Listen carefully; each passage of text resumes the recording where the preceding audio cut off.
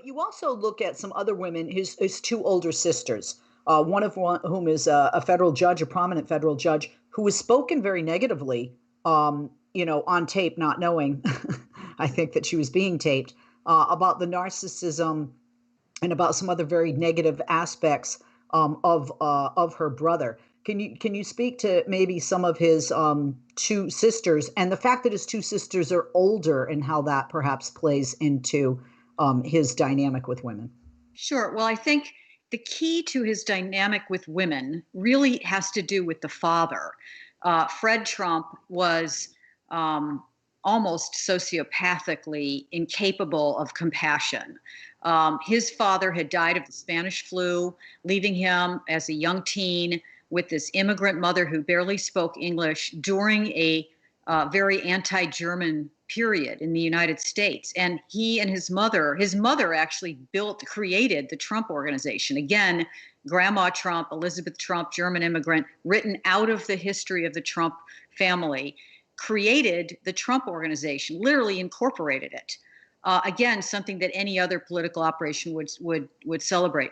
So the father was this just a hard man and had inherited through probably his own mother a kind of old world horror about female biology. The Elizabeth Trump, as you said, the older sister reported that when she was pregnant, she came home and said, I'm pregnant. And her father said, your mother had 5 children and never said that word in this household.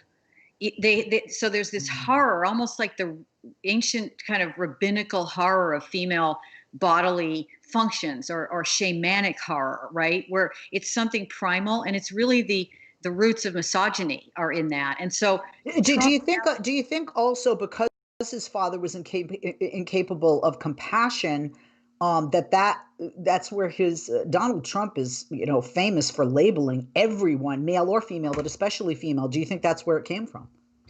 absolutely. I mean, Mary Trump, the niece, has reported that. I mean, that there's a long history there of his mother was absent, was ill when he was 2 years old, disappeared from the household for months. That is a very crucial time psychologically in the development of the child. And this is a man who's incapable of nurturing, incapable of compassion, narcissism, deep insecurity. All of those things come from the mother really being absent, and then this father kind of training him up to be what he is, somebody who's incapable of kind of normal human relationships with women. I mean, and that is actually not an entirely unusual thing for men of that generation. Let's admit that. Right. We're going to take a quick break. We'll be back with Nina Burleigh. We are talking about her book. I'm fascinated.